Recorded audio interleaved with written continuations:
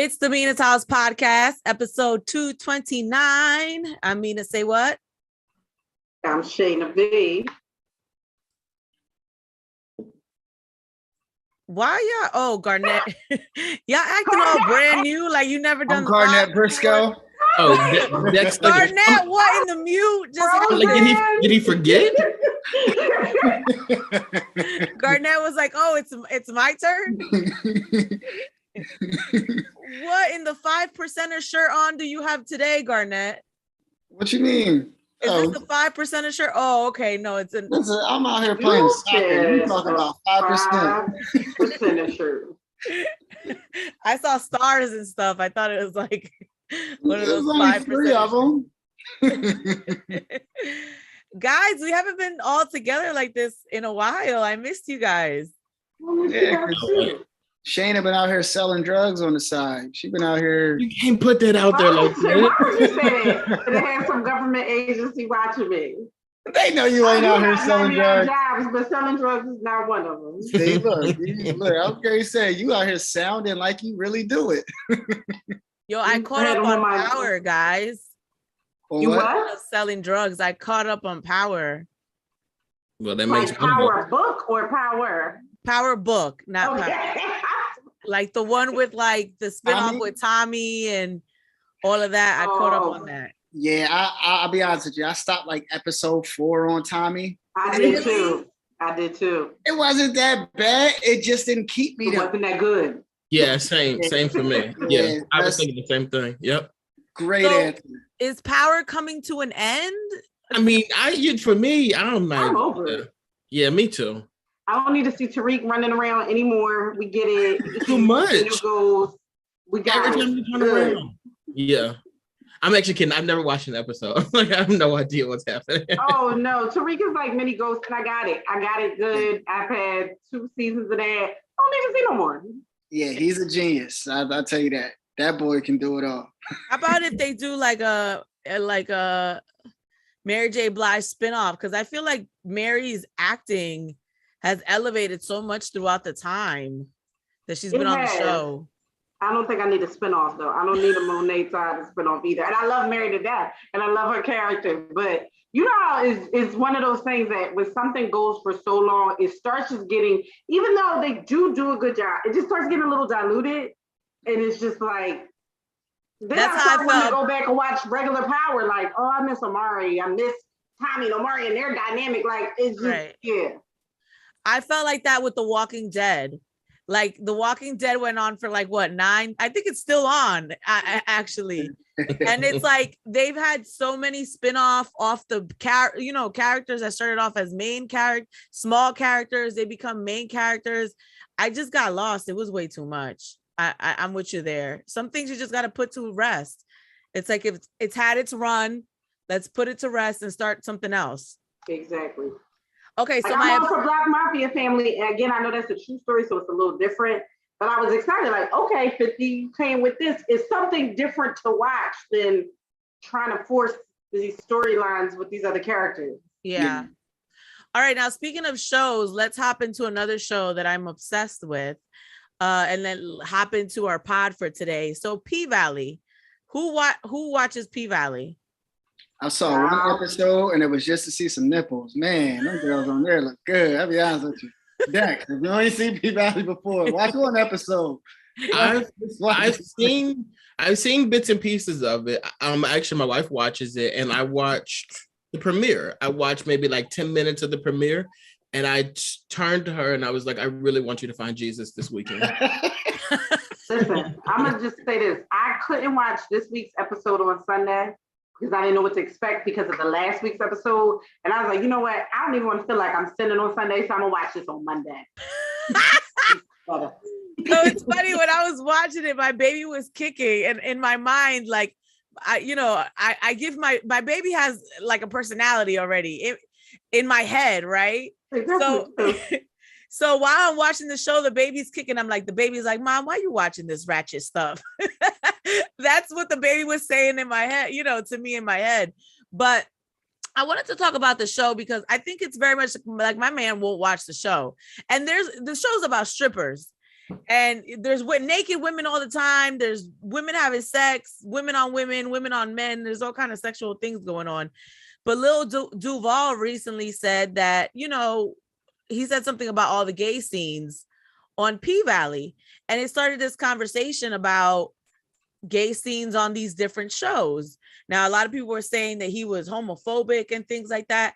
I wanted to talk about that in particular because I'm seeing a lot more gay scenes on TV than I used to see. Like, you wouldn't even want to talk about Power, you know, like there were a whole bunch of gay scenes on Power between Monet's son and the other basketball bull. So it's like, as a man, if you're uncomfortable with a gay scene, does it make you homophobic? Or is it just that we're not used to it? I mean, what are your thoughts on that?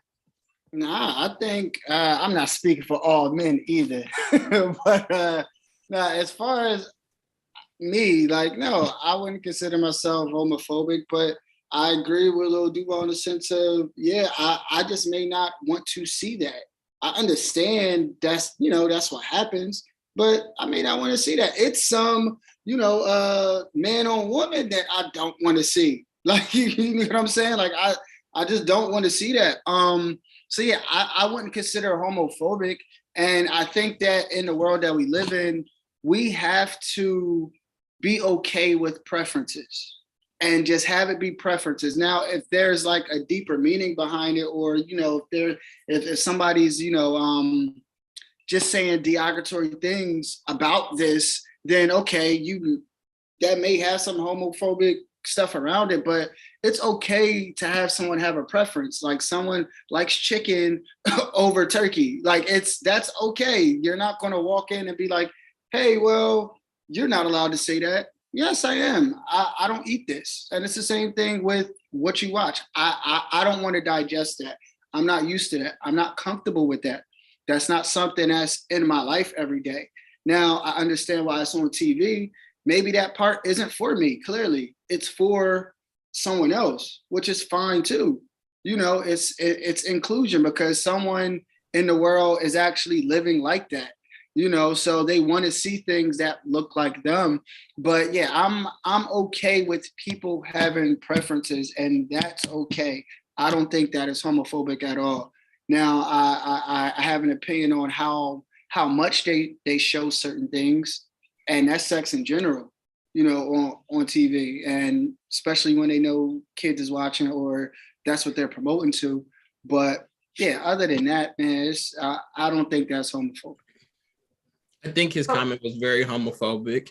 I don't necessarily think that you having a preference needs to be like put out there like that. And specifically, he said P-Valley lost me. So you're not going to watch the show because you're so uncomfortable with that scene. I think that's extremely homophobic. Like, that is like literally like kind of like the definition. Like, you're not going to tolerate something because it goes against your preference, and not only goes against your preference, it's something that you're not used to, so you're going to completely turn it away. If a white person said, I'm not going to watch this show because there's too many black people on it, we would definitely say that it was a racist remark. So I don't know why we actually pretend like that's not a homophobic remark. Like, you literally don't want to watch it because you don't like to see gay people express their love in the same way that I'm sure in this show straight people do it too. You just don't want to see it because they're gay. That's what I was gonna say. I think it's more so about what you're used to, right? Because as a woman, I'm not gay, right? But I'm faced with all these, you know, women on women things on TV all the time. You know, it's not new. It's not like I'm not like aroused by it or whatever, but you know, you just become immune to it because you see it so much. So I think like I've become immune to women on women, you know, and then even just heterosexual sex in general on TV. But I remember the first time I saw Brokeback Mountain, I always talk about this. I had never seen two men have sex on TV. And I remember turning the TV off just because I was like, oh my God, like I've never seen this. I was so shocked by it. It wasn't so much like I didn't like it. It was more like shocking for me, right? Because I had never seen it on TV, and I like turned it off because I was like, oh my God, they're having sex. And it's not something I had ever seen. Now, since then, I've become so immune to it that it doesn't even bother me anymore. I mean, I watch it all the time and, whatever, but I think it's more so of, I just think that we're seeing more and more men on men action, and it's making people uncomfortable because they're not used to it sometimes. I think sometimes maybe it is a homophobic thing, but I think sometimes it's not even like people who are homophobic. It's just, I'm not used to seeing this. This makes me uncomfortable, but it's like, okay, get over it. Yeah, because like the reference you just used was Brokeback Mountain, right? And Brokeback Mountain came out almost 20 years ago. Mm-hmm. So you mean to tell me in 20 years time, like this is something that you're still like, oh, I'm not used to seeing this like that? But I will say it was different, Dex. And I'm saying this even for me, like I do agree with Brokeback Mountain was like a pivotal point. And I remember even on Scandal, when they first had, like, that was one of the first times I seen it on primetime TV. I have a ton of gay friends, but it did make me a little uncomfortable because I'm not used to seeing it. This episode, like I said, I could not watch this week's because that's how graphic last week's was. You thought it was that graphic? Yeah. I'm over it at this point. No, but that's what I'm saying. Besides Scam, I don't watch anything that has male on male. So that's what I'm saying. So it was like, I read the Bible after, like, Lord Jesus, in the name of what is going on? Like, I felt like I did something wrong because I just was not used to it. So I think Little Duval came back and said, and he posted something that said, because when he said people were saying I'm homophobic, he said, it's like asking me, do I want to watch my parents have sex? I know they have it, I just don't want to watch it. But that's a terrible comparison.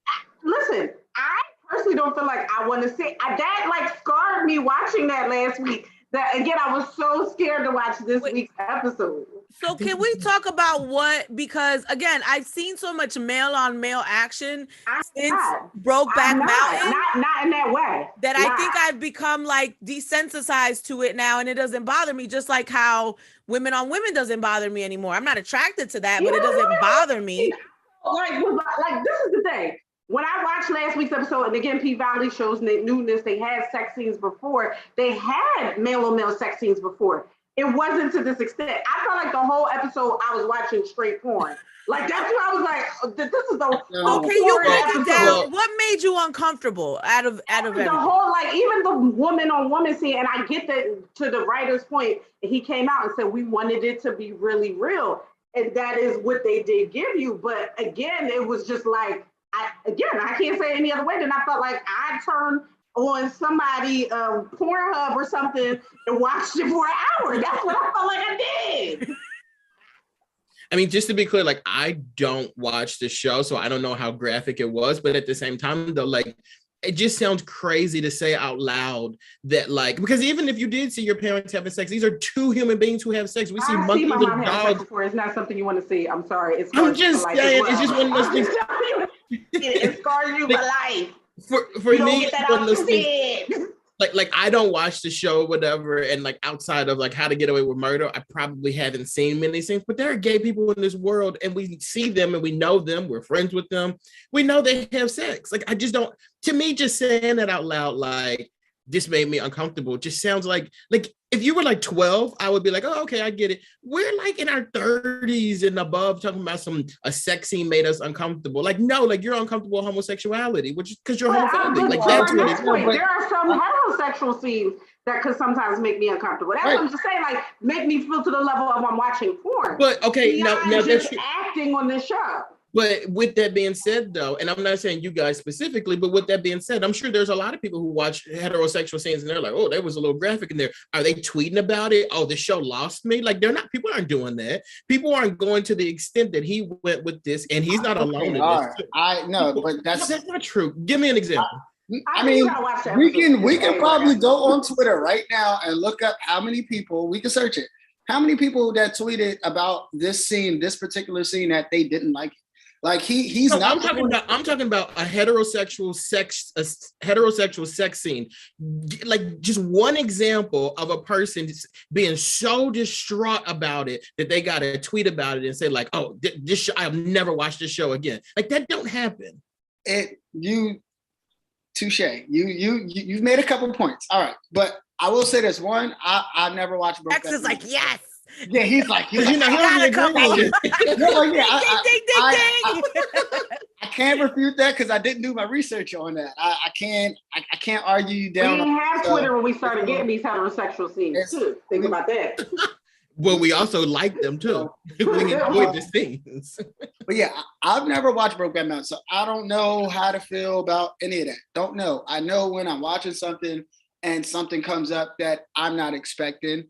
Yeah, that's not what I'm attracted to, right? So it's like, but to say it makes you uncomfortable is problematic. No, it's not, because I'm not attracted. Like, and you don't have to be attracted to something, but like making you like just the thought of saying like I'm uncomfortable about something. Like there's certain, you know, what makes me uncomfortable when I see little girls like dancing suggestively. Like that makes me uncomfortable. That is something that I'm like, I don't like this. This should not but be. You can't tell them what makes you want to know why though? Dex. But if you're saying that makes you uncomfortable, you have to. You want to know why though? It makes you uncomfortable. Do you want to know why? Because you don't like that. Right, it's but that's really what I wanted the question. That's really what I wanted to discuss. Is it that you don't like that, or is it that you're not used to it? Because I'm telling you, in my personal opinion, I don't think everyone who's uncomfortable with it dislikes gay people. I think it's a matter of people have not seen gay, sex on TV the way that it is now. And we're starting to see it more and more. And people are like, whoa, I've never seen this. Not everybody saw Brokeback Mountain, And I use that experience just to say, me as someone who is not, homophobic, I felt uncomfortable with I had never seen male on male action on TV 17 years ago. And it made me like, oh my God, like what? Oh, this is a lot, Now since then, the P-Valley. Right. Since then, I now have become desensitized to it, and it doesn't bother me at all, to the point where the episode that bothered Shana didn't even bother me. And it's funny. And to your point, I might not be bothered the next time I see something, because that pushed my own limits and boundaries and right. But that's really what I wanted to talk about. If someone says this makes me uncomfortable, does that make them homophobic? Oh, use your words better. Use better words. The word uncomfortable to describe someone doing something like that, having sex or whatever. Like, say you don't like it, say it's something that you've never seen before, it's a little shocking to see. I understand that. But uncomfortable, and I just think about like things that actually make people uncomfortable, things that make me uncomfortable. I just wouldn't throw that at that. I just think we're just not using our words wisely if we're using the word uncomfortable. But to his point, if it said there's a lot of Black people on this show or a lot of Spanish people on this show, it makes me uncomfortable, we would automatically jump on that. Because sometimes it might be a lot of Black people in the corner, and I would be uncomfortable as a Black person. I feel uncomfortable in this situation right now. It's terrible. See, look, so I actually think uncomfortable is the better phrase for that, to be honest with you, because they're not saying that they like it or don't like it. They're just saying, I don't even know how to feel about it. I think if you're uncomfortable with something, you probably don't like it. Okay, so let me read the tweet. No. That's not always true. And Mina, while you read the tweet, I'll look up what the word uncomfortable means. Let me read the tweet. It said, yeah, P-Valley lost me. They need a super gay advisory on movies like they got for everything else. That's a lot to see if you're not used to it. So there's a couple of points here. A, I'm not used to this. I'm uncomfortable. B, you should have warned me.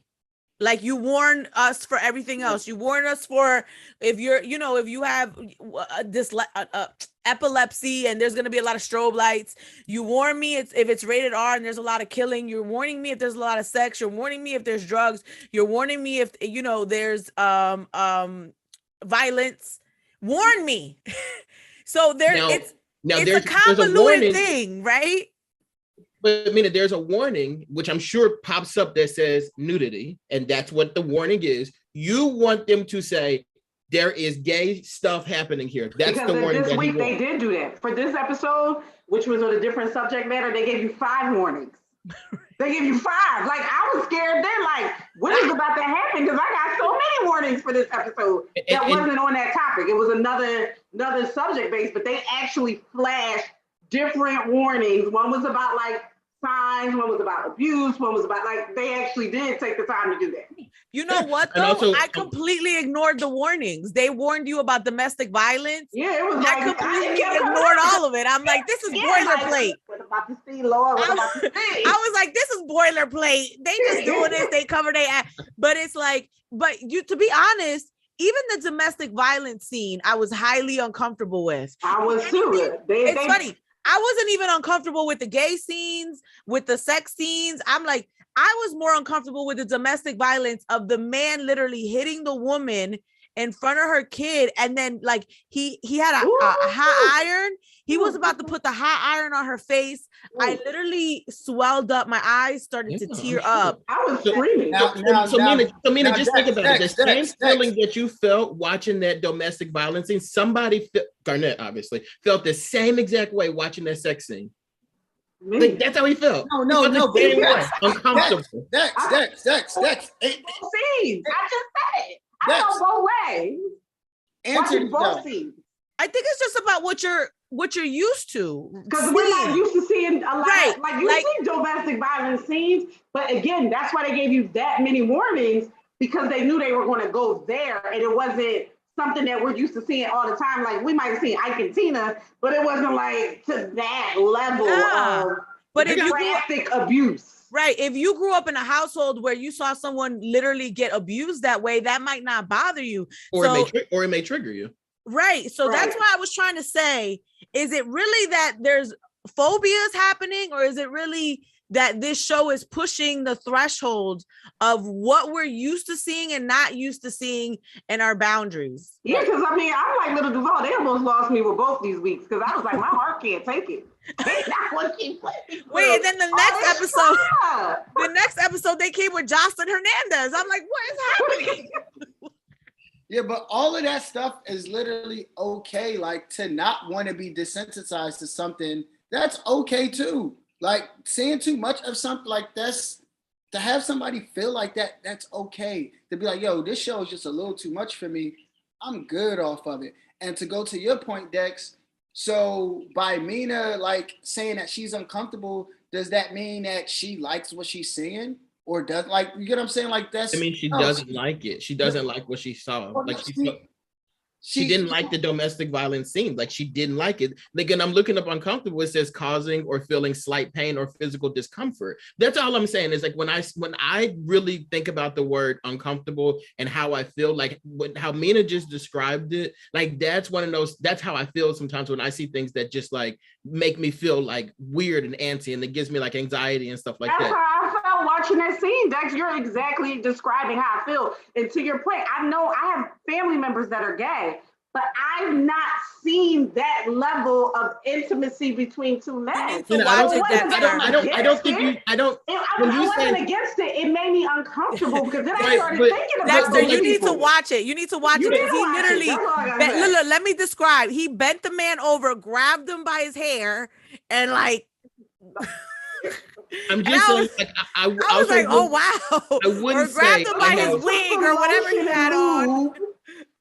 I wouldn't say I have friends and family members who are gay and then say I was uncomfortable with something that you know that they do either. Like, that just seems that low key gives me, I have my best friend is black. Like, that's just kind of what it is. Like, you feel like you can say it. I'm not in their bedroom watching. Again, to I think everybody's point, yes, they're doing more and more and more, but there was a point that there weren't sex scenes happening in movies at all. So I'm sure for the first couple people, even though they were heterosexual, that saw a sex scene in a movie was like, whoa, we pushing the boundaries here. I'm not used to seeing it. Over time, of course, we became used to it because it was in everything we do. And that is what is going to happen, whether they started pushing the female on female, because that was the only thing I agree about P-Valley is like, yeah, let's show these men because y'all love showing women body parts, and P-Valley does do that. Like, they'll show a man's, you know what, in a minute. But again, that's not something that happens on every kind of movie or every television show. So even when a man whips it out, I've been like, whoa, I wasn't ready. Because it's not something that you're not turning on 6 ABC or even Bridgerton and he just whipping it out. But you see on Bridgerton, you see all the women's, this, that, and the third, because they made us comfortable to that. So yes, I do feel like they're pushing the boundaries, But to Mina's point, I'm not going to be as shocked when I see another scene because I'm kind of like, my cherry was popped. Let me say this though. I feel like in Hollywood, the patriarchy and males have really dominated for so many years. And now we're starting to see a diverse a diversity in the people who are telling the stories, like Courtney Kemp, on Power. So and then the man that works on P-Valley is actually gay. So it's like we're starting to see more voices coming to the table. And when you see that, you're going to start seeing diversity in the content that's produced. And that's why a lot of the stuff that we like is moving away from the traditional patriarchy of we're going to see women on women, like, okay, I actually appreciated the equality of, okay, I just saw a really graphic woman on woman scene.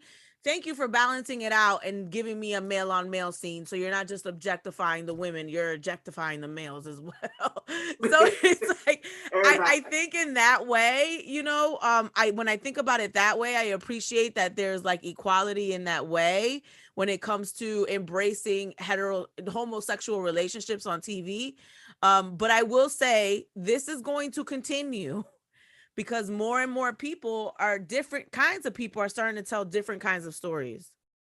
And listen, and I agree with everything you just said. Everything is getting a little bit more diverse. Also, just like, I think we have to be okay with letting other people feel how they feel sometimes, whether you agree with it or not. Like, if that's how this person feels about something, okay. Like, you don't know what they've been through, what they saw. If they want to be desensitized to certain things, they don't have to be an advocate, or they don't have to be against it. I think that sounds good when you're not talking about marginalized communities. That's all I'll say. I think it sounds good to say that, but when people are marginalized communities, bro, like it's literally, this is how I feel. Like, if someone doesn't like Black people, that's fine. Just stay away from it. Like, it's the same thing. Like, I don't have to deal with you. But I do think that, Dex, you gotta let people have their opinion. Because to your point, with sex in general, I have heterosexual friends that don't like any kind of sex scene, period, because they don't. For them, sex is very sacred, and they don't even like to talk about it in conversation. So even a heterosexual scene would make them uncomfortable, and they would probably say that they're not going to watch P-Valley or anything like that because it's overly sexualized. I started the conversation off saying my wife was watching it, and I turned to her and I said, "You need Jesus." I don't watch stuff like that. I'm not into it. I don't want to see any sex scenes between anybody. That's how I am. But if it does happen, I hear people complaining about it. That's when I'm like, oh, okay, well, turn it off, I guess. I was just gonna say that you said earlier, like, the fact that they said this show lost me shows that he's homophobic. I just think, look, if you're uncomfortable with something, turn it off. It's not for you. It, and maybe one day you'll be comfortable with it, but in this present moment in your life, it's not something you're ready to digest. Hey, turn it off if you want. When Brokeback Mountain happened, I turned it off because I was like, oh my God, am I supposed to be watching this? It was like a shocking moment. I went back and finished because I wanted to know what happened. Because for me, it wasn't about the sex. It was more so a love story, like, right? That's what Brokeback Mountain is. Like, you take away the gay sex, it's a story about unforbidden love. Yeah. So it's like, I went back to it because how did this story end? Do they get to be together? But again, if you feel uncomfortable, I think people have the right to say, I'm not gonna watch this, or I'm not gonna put myself in a position where I'm seeing something that makes me feel this way. But just understand, for those people, this is gonna start happening more and more. So it's just something that you have to be aware of. And you have every right to turn it off. If you every show that it happens on, you have the right to turn it off. If you were watching Power, you saw a couple of sex scenes on the gay sex scenes. I'm sure you ain't turn it off then. Did you? You guys... And then also people begin murdered in these shows. Black people are getting killed in these shows, and that's not enough for you to tweet and be like, "Oh, this show lost me." But this is what it breaks the bank for you. Like, it's crazy. Yeah. So we'll see what happens here, but. Moving on, Beyonce is reportedly putting all the people that she's working with on this next album through like a Me Too check. So apparently, if they've done something that violates Me Too, maybe domestic violence, maybe, some inappropriate things, she's taken them off of her project. I heard she's already turned down 2 like big producers that have had issues with domestic violence or did something to violate the Me Too movement. You know, it's interesting because I actually just had my own situation like this. I did an interview with someone, and one of my friends was like, "Oh, why are you supporting this person? He like, abused this girl and beat her up." I didn't even know. Like, I was like, I don't know that man's personal business. Some things because some things are highly publicized, but some things are not highly publicized. So it's like, I think this is incredible, but I wanted to kind of hear your side of it because sometimes we don't know the behind the scenes of these cases. So we don't know, who's really an abuser or who's being accused of abuse, and maybe they're not abusive. What are your thoughts on someone literally telling you, "I'm not working with you because I heard that you are an abuser, or you have some issues with domestic violence"? I don't think there's anything wrong with not working with the person. I wonder how you're really going to find out the truth, because obviously everything's not documented. I think, Beyonce, thinks ahead. So I think she's just trying to get ahead of somebody marring her project, so to speak, and something coming out later. Right. But I guess, yes, you can have somebody fill out a background check, and if there's charges or, or because I don't know if you would go off of rumors or allegations. So that's what I'm saying. How do you measure that? How do you know for sure? Somebody could be an abuser and it never be documented. So I don't know how you know for sure that all your checks and balances going into that are going to be done. But maybe I guess you just feel like I'm doing my due diligence of a background check. Because think about it, in music, and they don't really do background checks for anybody. Probably it's not a quote unquote traditional job where they really do things like that. I don't know. Seems like somebody got a job though, because they get to be the private. The Me Too enforcer. getting all the scoop. Yeah, but like I think it wasn't it Uncle Luke who Kesha was saying abused her. No. His name not Uncle Luke. His name, not Uncle Luke. Sorry, the Dr. Luke. What is his name? Yeah, something Luke. Yeah, but it ain't Uncle Luke. Not Too Loud Crew Luke. Yeah, no. It's a white Luke. I started to think about Dr. Luke. I started to think about some of the producers that we know have been entangled in certain things. Like recently Chris Brown put out his video and Normani was in the Warm Embrace video, and people attacked Normani saying like, why would you support Chris Brown? People still have something against Chris Brown because of what happened with Rihanna. So it's like, it's a real thing. Like, how could you say you support women when you're working with a womanizer, kind of, So it's like, it's a real thing. But I just wanted to know, do we think that this is something that is fair, A, but B, also, like, how do you measure it, right? Like, how do you know what's a legitimate situation? Like Dr. Luke, that's pretty big. They did a trial, you know what I'm saying? So that's an exception, right? But it's like, obviously R. Kelly, multiple women came out. Trey Songz, multiple women are coming out. We literally can go down the list of this guy. Okay, that guy won't be on Beyonce's album. That person won't be on Beyonce's album. But how do you measure what's real and what's not real? How about Tory Lanez? I mean, his case is still happening. If Beyonce says, I don't want to work with you because allegedly you shot Meg, right. What are your thoughts on that, guys? Some of these songwriters, you might got some women that's up here abusing some men that ain't documented. Hello. I feel like it's definitely a slippery slope. I mean, I get it from the business standpoint, right? I think that business wise, like, yeah, you do background checks with, if you're hiring an employee or things like that. Now, this isn't an official one, at least I don't think, right? But who knows? This is Beyonce. She got the FBI with her. We have no clue who's running these damn background checks, right? But yeah, I mean, it's one, just making sure her business is okay. I know for a fact I don't want to hang around certain people if I know this is what you're doing.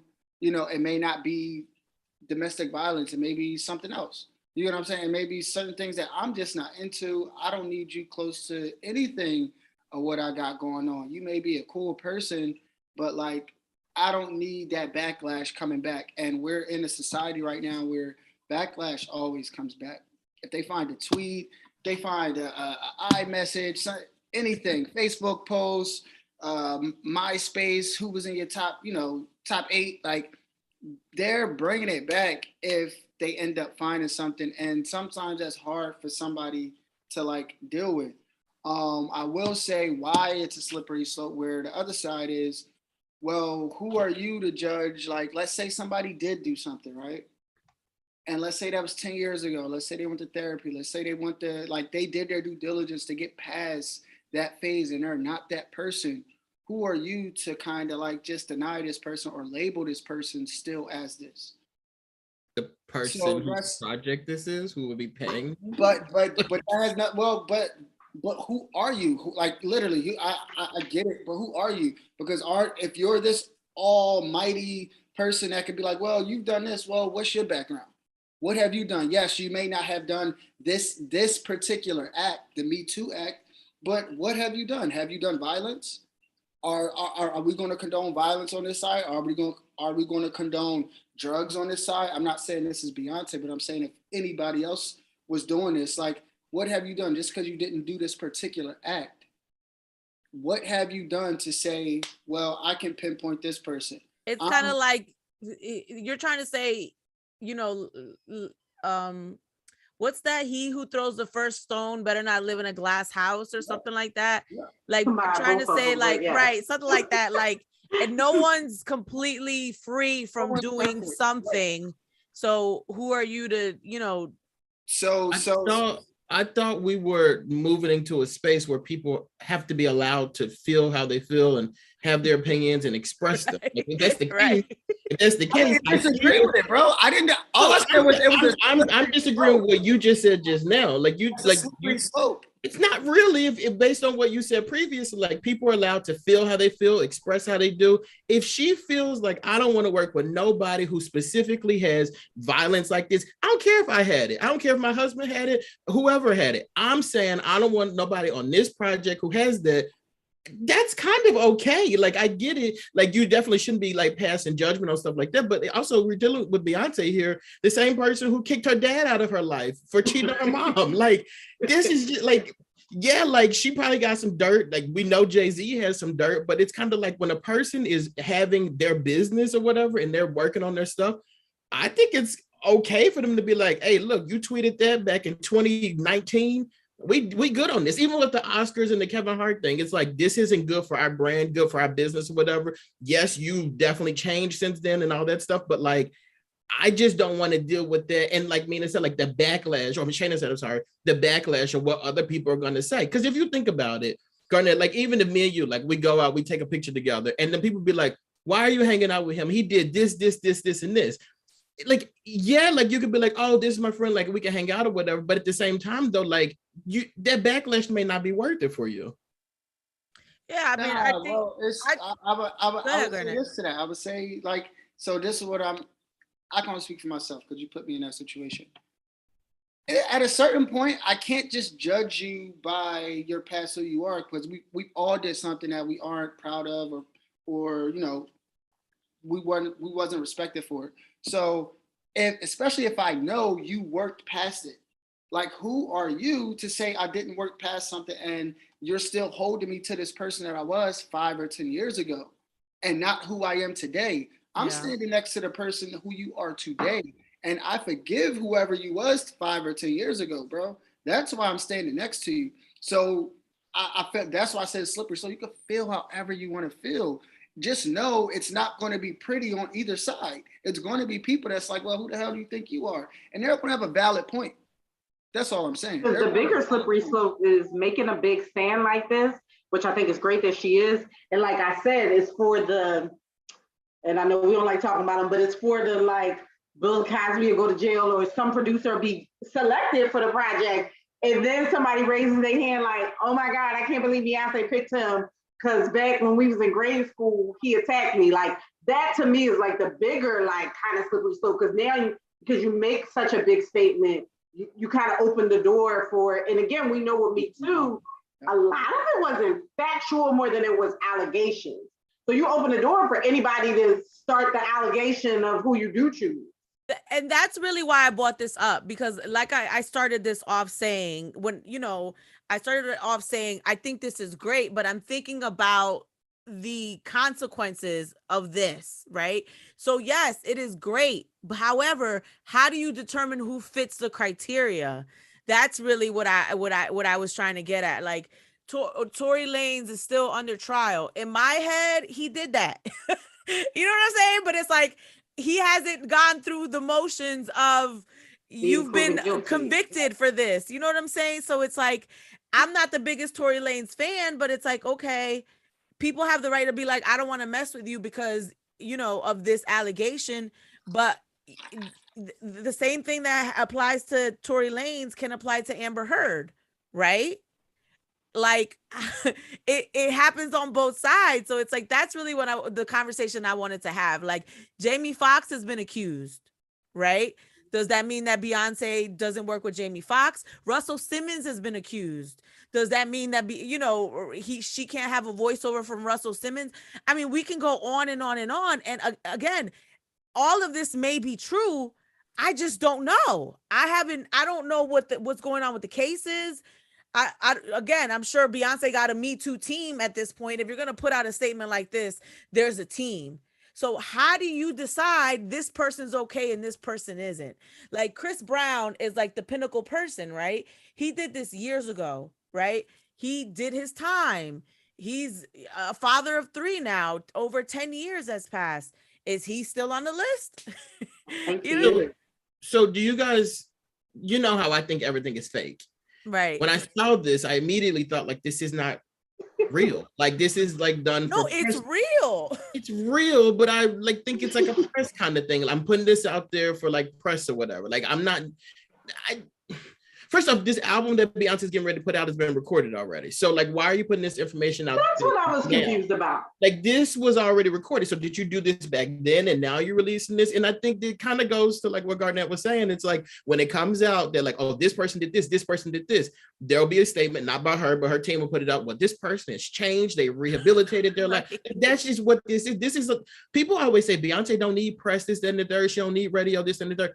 She does stuff like this at every single rollout, and she does this stuff because she needs to garner attention for the album or the project that she's putting out. And people love Beyonce, so they look at you like you're crazy when it's like she needs attention and stuff, but she does. Everybody does. And that's why you always get statements and fake cheating allegations when she's about to put something out. That's why she needs the press.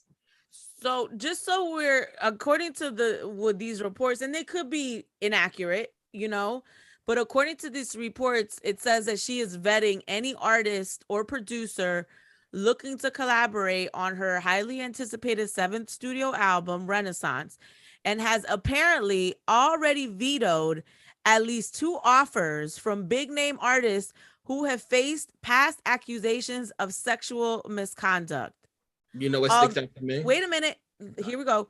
And this is a quote, according to The Sun, which is very tabloidy. I just want to say The Sun is very tabloidy. According to The Sun, the quote is, although neither has been found guilty, she's sending a clear message to the industry in the wake of troubling cases like R. Kelly and Harvey Weinstein. No, what you put their names in there for? Like, okay, why am I in this whole thing because it came from The Sun? But see, but also with that being said, though, anytime I see something come out and people are talking about it, they're specifically saying there were 2 people who were like pushed out of this, right? Why didn't you put their names in there? Why didn't we get their names? Like, why weren't their names mentioned? They were vetoed. This happened. This is a true thing. They can't sue you for something that's factual. So why wouldn't you just say Timberland and Magoo? Not saying it was them, but why not just put the names out of it? Timberland and Magoo. Don't do that to Magoo. Do not do that to Magoo. Magoo didn't do anything, man. Magoo didn't do nothing.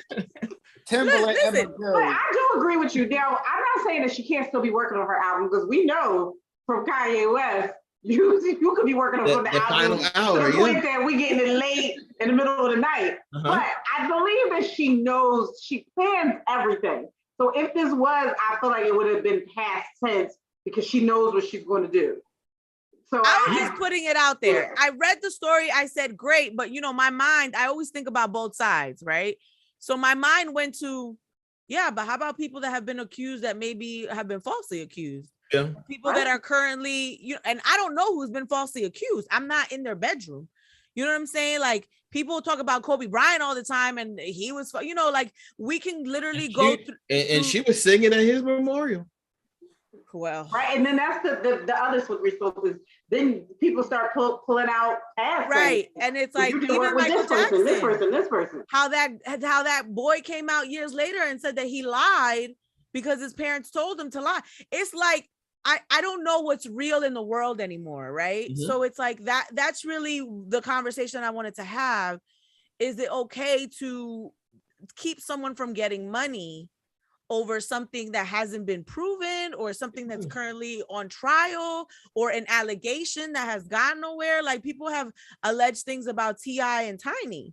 You know what I'm saying? Like, we literally could go down we can name everybody. Jay-Z apparently got an illegitimate child. We don't know that. Multiple, let them tell it. But look, you can get money. You just can't get it with me. You can get them all the money you want. Okay. You're just not collecting no money from me. That's just how I would look at it. Yeah, to the point where I was like, I literally interviewed someone and I really liked the person, and my friend literally came into my DMs. It was a guy friend. Like, why would you support this guy? Why would you talk to him? I mean, there was another one that you. There was another one that you interviewed, but I let it go. I'm not. I let it go too. What? I just hit the double tap, but I was just said, I'm gonna say, Jussie Smollett. My girl's out here working. I'm gonna just leave. No, that was funny. I thought about Dexter as soon as I see Jussie Smollett. Again, that ain't the one I'm talking about. I believe Jussie. I know that's what you're talking about. Like, and I know what I'm laughing at. No. Even after talking to him, like, I just spoke to him. No, it ain't Jussie though that we talk about. I don't know I know who y'all talking about. Who y'all talking about? Apparently that person don't listen to the show. Dana, shoot me a text, because I'm actually lost at this point. I don't even know y'all. I thought y'all said I had to decide whether I wanted to double tap it. Meaning, like, I felt like I was betraying what I already said about the person. Like, 100%. What are y'all talking about? I don't want to say it now. I'll tell you after the show. Yeah. Okay. So you playing that game now, Dex? You don't want to say it. No, you said Beyonce because he said it. And now you don't want to say it. No, because she interviewed the person. She posted it more than once too. She interviewed the person or whatever, and I don't want to be like, you, like, no. Yeah. Okay, but so here's the other side of that, right? I interviewed the baby too after all that stuff happened. Oh, there we go. It's like some people. That's it. We hit the nail right on the head. Oh, okay. Nail on the head. We hit the nail on the head. Okay. So it's funny because I remember distinctly, so here's the thing. I have my personal opinions, and that's why I like this podcast, because I get to give you my personal opinion. But my work is my work, right? Yeah, no, that's so I have to find a way to sometimes personally what I think, kind of put it on the back burner or whatever in order to do my job. So literally, the baby didn't have interviews with just anybody. They were very selective about who they picked. So obviously they said it's okay with Mina SayWhat. So they knew what I was kind of gonna bring, because my style is very distinctive. But my style is not a troll, right? That's not my style.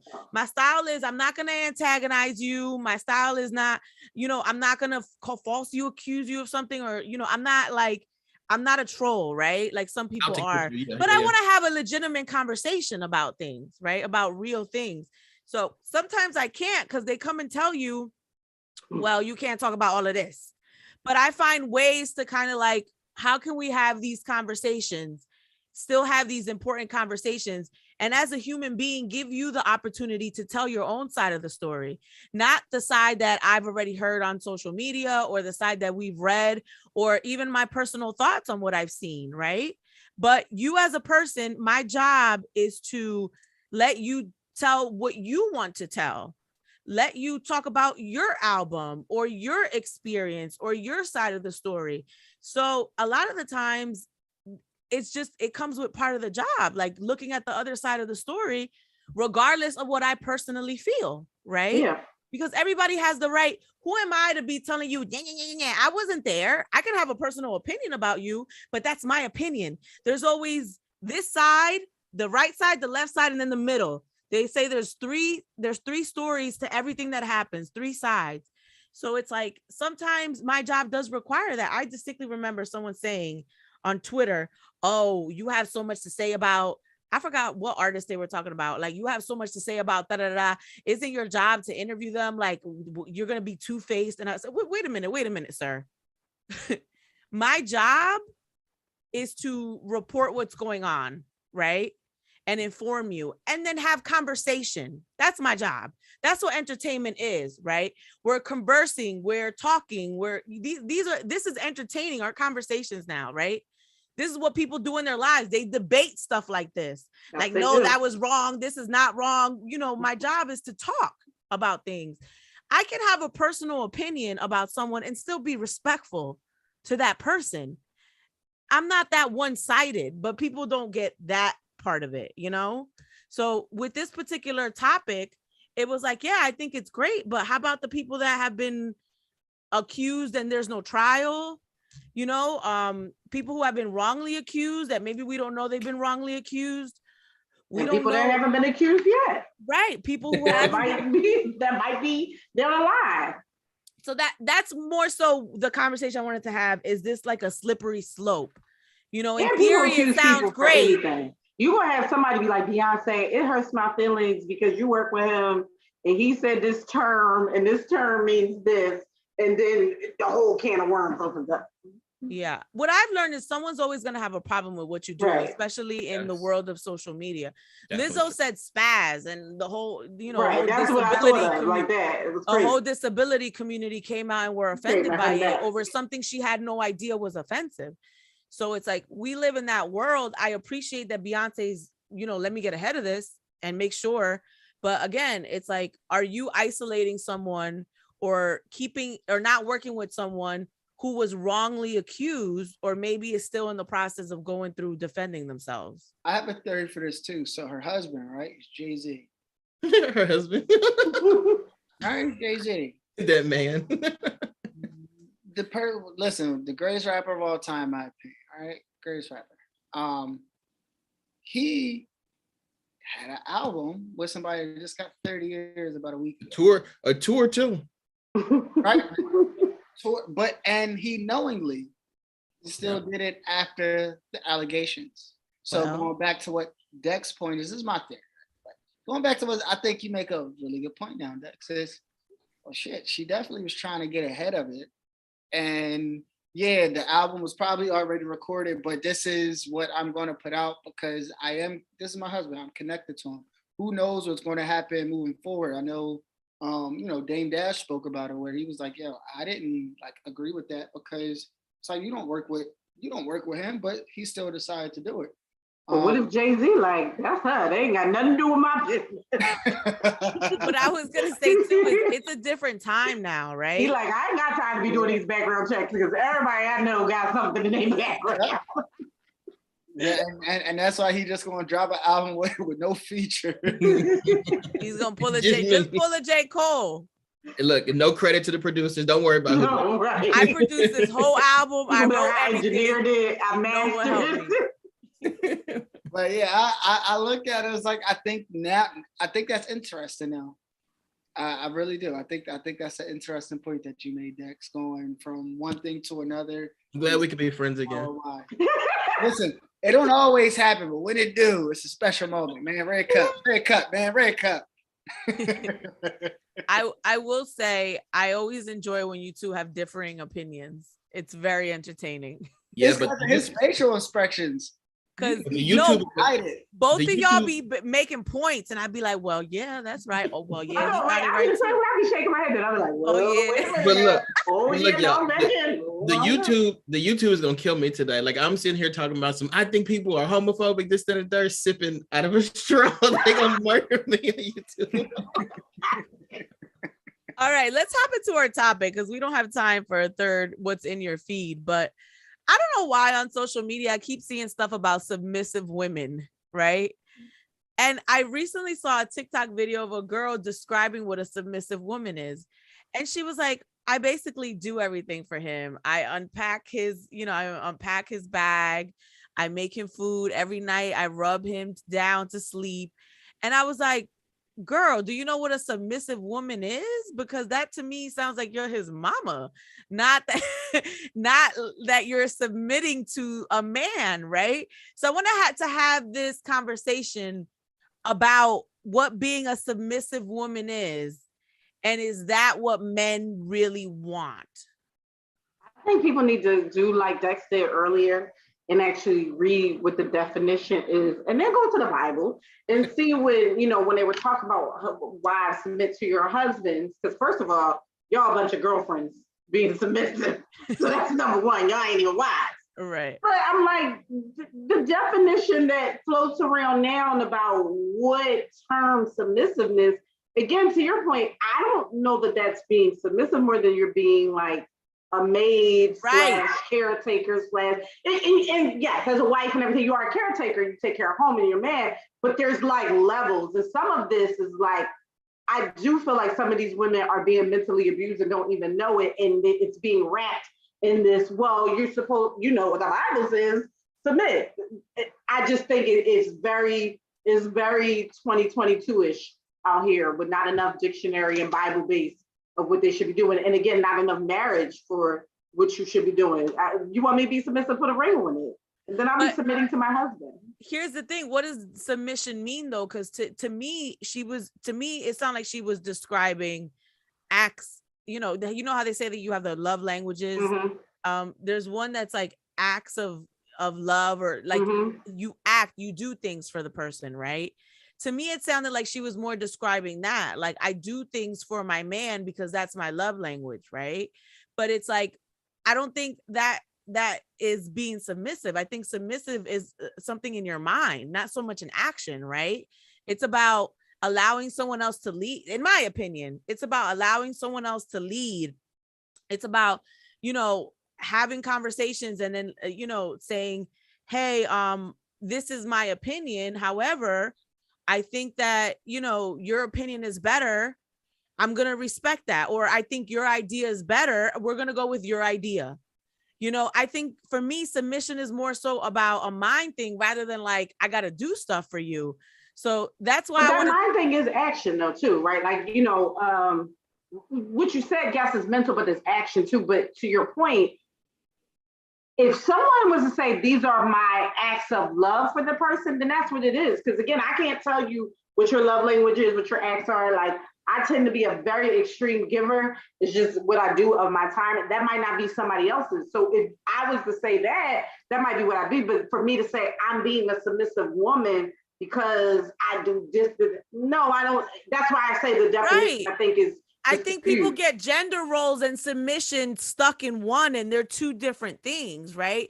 Gender roles has women being at home, taking care of kids, cooking and cleaning. That's a gender role. That doesn't necessarily mean that you're submitting to your husband. For me, submission has always been like, we're going to follow your lead, we're going to do what you think, or, but it also doesn't, to me, it doesn't mean that I don't have an idea or a thought, like it doesn't mean that I'm dumb. It just means, and this is how I see it in my head. It means, okay, this is my idea. However, you are the leader of this family. I'm going to go with your idea, even though I think this. That's what submission means to me. It doesn't mean I don't have an idea. It doesn't mean I'm an airhead. I'm a yes woman. That's not what submission means to me. Submitting means I'm going to let you lead, but I'm also not dumb. And I have my own thoughts and opinions, and I'm going to express them to you as an equal in this partnership.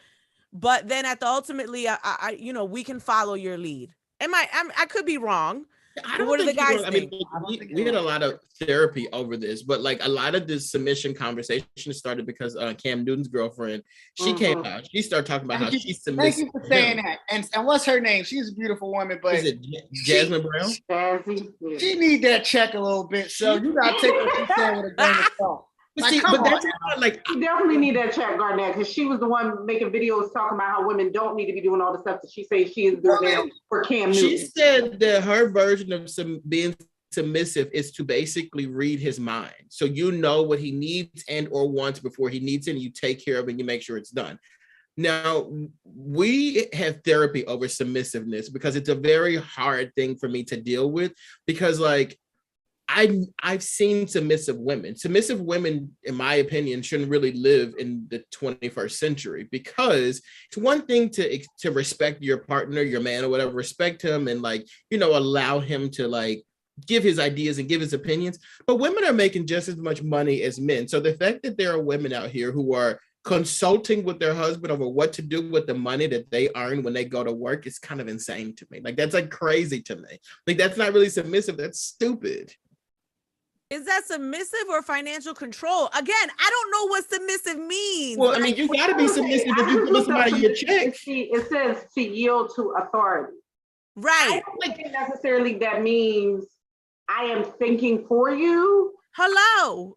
Your bags, I got to do, you know, again, if those are things that I want to do, fine. But those are not me putting my husband as that, or my, you know, whatever, as the head of the household, that I'm doing these chores basically and calling it submission.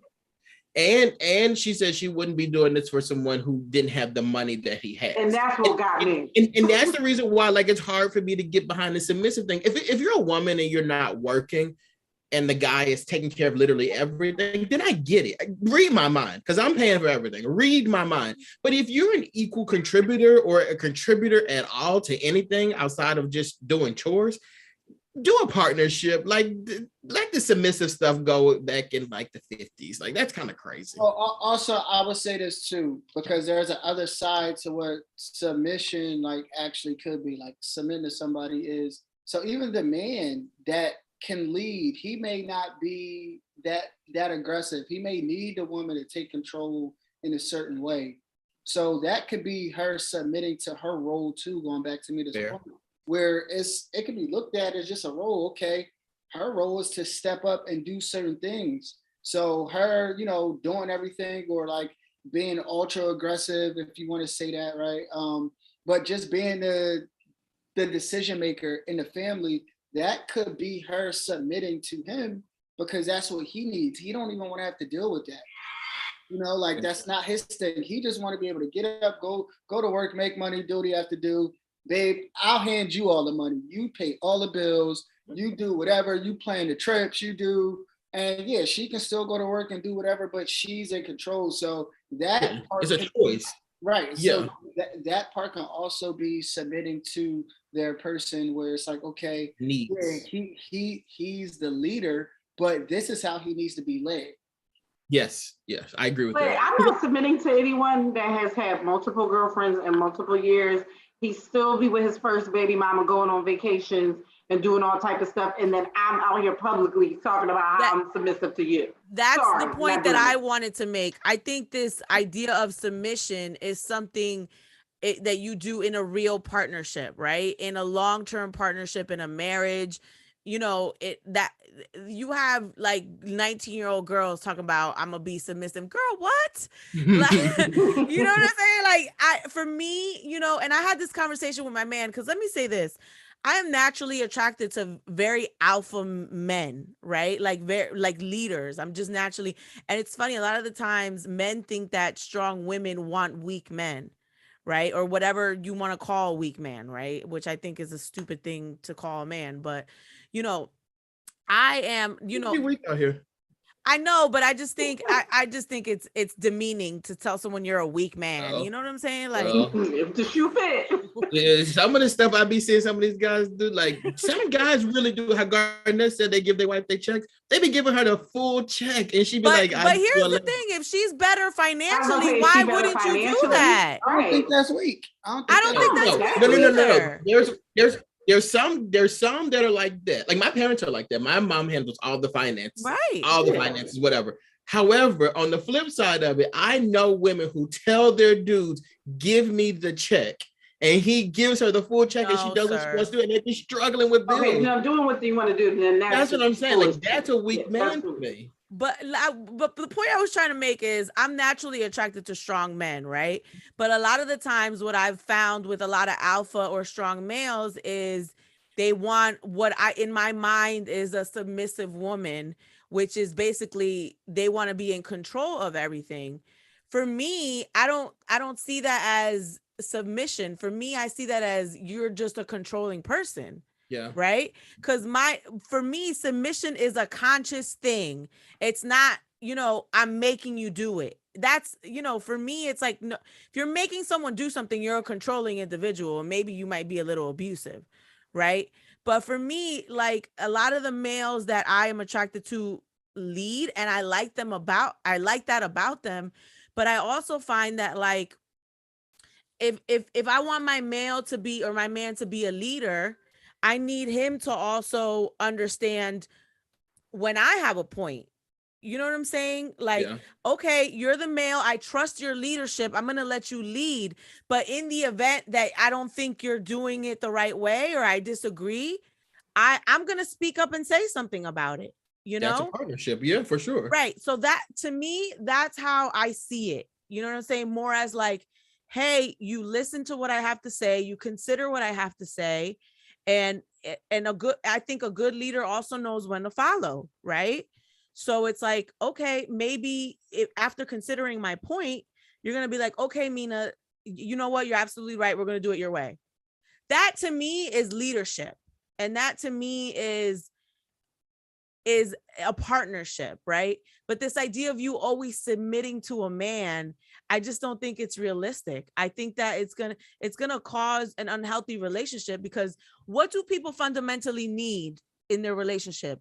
They want to feel heard. They want to feel valued. They want to feel included, right? Isn't that what we want as people? Doesn't that make us feel good in a relationship? You're hearing me. You're listening to me. You value me. You show that you value me. And I feel like I'm a part of this union, right? And that's what I think people fundamentally want. If you are constantly not being listened to, your ideas aren't considered, you don't feel heard, you're not going to be happy in that situation. Yeah. So to me, the idea that women have, is just my personal opinion, of what submission is, I don't think is healthy. I don't think that's really submission. I think you're talking about gender roles. I think you're talking about some abuse, and I think you're talking about some people who are misled, I was just about to say, you're talking about a generation that knows nothing but knows everything. Because they know what they seen somebody else say on TikTok or something as submissive, and that is Bible to them. Like, they don't really go through the process to look and really even see what things mean for themselves, let alone where it says anywhere else. See that, like, this is, I would say, a lot of the younger, I mean, and again, the submissive talk, it's been for ages and ages, but to your point, you see it more on social media for these young girls and all of their definitions. And I think you started out the beginning by saying, maybe that's just your love language, but them not knowing the difference and looking to search and define what that difference is for themselves is the big part of the problem. And here's the thing, everybody is different for what their needs are, right? It all depends on like parenting, what your definition of love is, what makes you feel loved, what kind of household did you grow up in? But like my household, all the women are strong. And when I think about the people that have been married for years, right? I've asked my uncles and aunts, like, how do you stay married for years? And you have these conversations with them. And I don't hear in these long-term marriages that I've been witness to in my family, which again, my family is filled with very strong women. I don't hear I always do what he says. I don't hear that, that's what submission is. Like, okay, we just gonna do everything you want. That's very one-sided dominant relationship, which I think can be very unhealthy. What I hear is, man, sometimes I just let him do whatever he want to do. You know what I'm saying? Or like, sometimes I just let her do what she need to do. It's like, it's a matter of you understanding the other person and allowing the other person to be the other person. And then even sometimes you saying, okay, well, I don't agree with this, but I don't want to argue with him, so I'm gonna just do it his way. That's submission to me. Like, I like that. If y'all would just shut up every time we said be quiet and just did what y'all were told to do, sir. Woo, the world would be a beautiful place. Because you know what? Just real quick, just to throw it back to one of our past topics, Jay-Z told Beyonce, because he knows his background. He said to Beyonce, don't put that statement out there. And she did it anyway because she's not submissive. Like, see what I mean? If women were submissive, we wouldn't even have no show. I just don't think that submission means you're mindless. I just don't believe that. I don't believe that submission means you're mindless. It doesn't mean that you don't have an idea, and it doesn't mean that you can't lead. In my opinion, being a strong woman, submission means I'm perfectly capable. I have an idea. However, I'm still going to follow you. Right. In this particular situation. In another situation, maybe I don't, I'm not going to, like, if you trying to gamble away $10 million of our money, bro, I'm not following you down that path. Okay. Yeah. I'm going to need you to listen to me and be like, no, we need to save this money. So it's a matter of I'm choosing when to follow your lead, yeah. And then in the same moment as being your partner, I would hope that you would choose when to follow my ideas as well. Mm-hmm. I think to compare this, because we still animals at the end of the day. That's what this is. My man said that. He was like, in the wolf pack, you always have the one alpha wolf. I said, babe, you cannot compare rational beings to animals that operate off instinct. Yes, we can. Yes, we can, because I feel as though that they rational too. They're rational enough for this. So they know what they be doing. Yeah, I won't do the wolves in their pack. I'll do the lions in their pride. So for the people, to go with your, what you're saying, Mina and Shana, just about the woman being fully capable. The lioness, they're the hunters. Right. They are the hunt. They're the killers. They're the shooters. They the one that's sliding on the ops block. They were told to do that. They were told to do it by the man. But the man is, the male, he's sleeping most of the day until he's actually needed. No, he's deemed as the protector and the leader in. But the everyday decisions that go on while he's laying down, that woman's making that. Well, that's what I was about to say. The real thing that nobody realizes, we just let y'all think that y'all coming up with the idea. We really coming up with the idea. That's what my aunt said. That is such a great idea. We definitely should do that. And you like me, I planted that whole seed. But I let him water it and think that it was it. That's what my aunt said. I just let him do whatever he want, girl. And they've been married forever. Like, you know what I'm saying? But I wouldn't in no way say that my aunt was a weak person. My aunt is a very strong individual. Can I just ask y'all this really quick, just because we brought up this particular person? One of the things that she said in that interview was that her man likes, a certain type of sex. If she does not like it, does not enjoy it, and finds it painful, but part of her being submissive is she does it anyway. First of all, I was like, she actually told too much information. I wouldn't have told nobody. That would have been one of the things I kept in the jar just between me and him. But that made me almost feel like, are you like, again, he does have money, and I know people act different with, and she already said she wouldn't be doing this for a person that didn't have money. But it made me like really be worried for her. Like, I mean, are you almost like prostituting yourself to be with a man of a certain stature? Because if you're saying that because again, to your point, Mina, it's a partnership. If there's something that physically you don't like and it's hurting, and clearly y'all had this conversation because you felt comfortable enough to say it on a podcast. But he's like, no, you're going to do it. Is that a partnership? Or again, because is that the person for you? Again, I think people have this idea of submission as you just do whatever the person wants. And I don't think that's sustainable over time. I think it's a short-term thing, because if you're continually doing something that you do not enjoy and you're literally like voicing, I do not enjoy this, there's going to be some resentment that you build up there because you don't enjoy this. And you're doing it for this person. And then over time, it's going to be like, well, why am I doing this? Does he do anything that he doesn't enjoy for me? Him like, because it already been rumors. So I was like, But here's the other side of that. If this is something that man fundamentally needs, right? Because he's asking for it and he's not getting it from you, then he's going to go and get it somewhere else. He definitely get it somewhere else. and I'll say this too, right? So then there's that. Like, do I have to do this because I don't want him straying? You don't, though. That's the thing. Like, you don't. You give, like, let him do it. Let him go and find something that, if that's what he wants to do on the side, do it. Even if you got to be there and be creepy, but do it. Don't force yourself to, like, no.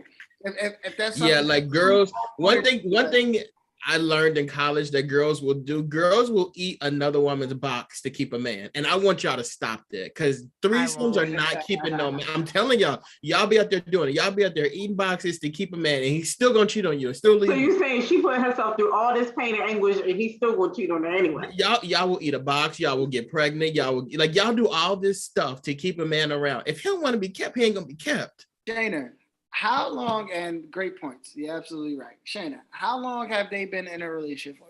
Not that long. Hello. Exactly. So like, it's like, Hello. who the hell knows how? And again, he's still taking vacations with the first baby mom. Not even, I don't know what's going on with the second one. These women are talking about submission, and they're not in 40-year relationships. You know what I'm saying? Like when I've talked to women in long-term relationships, it's not just, oh, well, I do what he says all the time. No, it's sometimes I just let him do whatever he want, girl. And I don't agree with it, and I'm not gonna have no parts. It's more of like a partnership, right? It's you knowing your partner, right? And then you're just, okay, well, I'm not doing that with him because he know I don't like that, but that's him, so I'm gonna let him do that, you know? Mm-hmm. Same thing on the other side. My uncles, I'd be like, how do you stay with a woman like that hard-headed, or you know, that for years? Sometimes I just let her do whatever she gonna do. It's not like oh, you do what I say, right? Which is what these women are describing submission is. It's more like, do you, boo? Yeah. I'm gonna be here. You know what I'm saying? If I don't come and be like, I wake him up. I'm like, he ain't got an Apple iPhone with alarm on it. I mean, so you just don't let him do nothing. He's just walking around. You basically washing him up, doing everything like he Prince Hakeem. She trying to get, you know, she trying to walk around with a little son of her stomach. You know, she trying to be. I do just think, again, it is funny. And again, she did state that, to your point, there's other people on TikTok that are not stating it's because of a person has money. It's just how they feel about the submission piece. But this particular girl did state that it's only because of his stature and his money. And that's what I tried to say. I've dated many men. I'll make one more point, Mina. I'm about to cut you off too. It's also the kind of stature he has. You know, like, he's a professional athlete. You're thinking in the future, there's some women that think like that. That's like, well, okay, I want to get with an athlete because I want my kids to do certain things. I want this to do. So, yeah, you can't do this like 6'5", 240. And is fast as hell, strong as hell, can throw a ball 70 yards. He is a freakish athlete. If you think that woman ain't looking at him like a specimen, like, I think, you know, you got to think twice where, yeah, she'll do it. If she can get one of those big, she's set. She don't even need his money because this baby probably going to make us some money. You know, to my experience, I've dated what some people call the alpha male with money and power. And again, to my experience, some of those men do seem to want women who just do what they say, but I don't think that's sustainable. You know what I'm saying? I just don't believe that. When you compare it to people who have been in relationships long term, you know, like I would love to talk to Shawnee, you know, Shaq's ex-wife, about this idea of submission. Is it real? Is it fake? Does it change in the face of dealing with men with money? You know, just said ex-wife, because maybe it wasn't sustainable. Right. Again, I don't think this notion of we do it all one way and I just follow and I'm submissive and I don't have a thought. I don't think that's sustainable, because you're not going to feel valued or included or loved or heard in this relationship. I don't know what person is okay with not having any of those things. Are you alive? Do you have a brain? Like, I don't think it's sustainable. I think it's cute to think about, but I don't think long term that's, you know, you're not gonna keep your man just because you rubbing him on his back every night before he goes to bed. Well, I am tired be tired some nights too. I can't rub you. I might like to give you a little nice little back rub, but not every night. Jeez. This girl I saw on TikTok was like, I'm submissive and I unpack his bag and I cook for him and I rub his back every night. Oh, I and think that's her. That's the girl. That's what she was saying. Yeah. Uh-huh. And I'm like, girl, that's cute. But that to me, that doesn't sound like submission. To me, that sounds like a gender role, or to me, it sounds like this is you're playing mommy, or to me, that's not what submission is. Submission is, this is my thought, but I'm going to do what you say. You can have that. And the funny thing is, y'all know I love like ancient, Rome and England and everything. And men like that, like all those kings and everything, and they would have these totally submissive women. So y'all put Dexter and Garnet, then they get them and they be on to the next one because they tire of that one type of thing because you're giving me so much, there's no contrast. So it's like I go to the next one that is going to do the same thing and then I get rid of her because there's no contrast in that relationship. There's no different dynamics. Everything's here. And there has to be respect in the relationship. How can you respect someone that literally does everything you say? And listen, like, not to refer to a movie, but you're absolutely right. Both Mina, your point, Shana, what the hell you just said. Look at Coming to America. That's why he didn't want her. That's why he didn't want her. Yeah. He said, both of them looked at her like, are you freaking kidding me? Right. I'm going to America. And in our favorite movie, Brokeback Mountain, those guys were married too. And I'm assuming those wives, those wives were submissive too. I've never seen it, but I'm assuming those wives were submissive. You see what that led to? It all comes back to Brokeback Mountain. Been a little submissive from what I remember too. You're right. You might be right. So I'm over y'all. Okay. They was mean on that mountain anyway. All right, y'all. Well, thanks for having this conversation that literally went nowhere. We still don't know what being submissive is. We don't know if men want it or not. How about this? Real quickly, do you guys want a submissive woman? Well, we came to the conclusion. Hard. I don't know. We're literally in therapy about that kind of stuff like right now. So you do, but you don't? It's like I don't quite understand it, and that's why when you said like, oh, let's have this conversation, I was really like curious to see like how it would go, and like I just think I don't know what it means. Like I don't quite understand. I want a partner, but like, and I like how you described it as far as like, and this is how we are. It's like, let's try this, let's do this, so forth and so on. And then if she disagrees or whatever, she'll say it, and it feels like a partnership. But like, in the Bible, it says be submissive, and like the way the Bible kind of describes it feels like antiquated. It's a lot. Like it is antiquated. Yeah, and it feels that way too. And it's just like I'm having a hard time like balancing that. Well, but that's what you brought up a good point, Dexter. I don't think people realize when they were talking about it in that time, the husband was leading the wives and their families to church. And they had a lot to do about praying and being in like the presence and being in, wasn't really the body of Christ at that time, but and then in the body of Christ, that's what it really was about, is following their lead in the prayer and everything. It wasn't about all these other things because a woman back then had to be submissive to her mother-in-law if her husband died. So it wasn't just about, because they were the lead, they were the head of that household. It wasn't about like obeying every rule and you say jump and I say yes. It wasn't about that really. It was about leading your life to prayer and, to God and everything. But I also think gender roles have changed so much for that time that it's hard to really. You didn't have female pastors and preachers back then, right? You did. But it's even like, okay, before it was very clear. The man made the money, the woman stayed at home. So anything that has to do with finances or money or, okay, that's the man's role.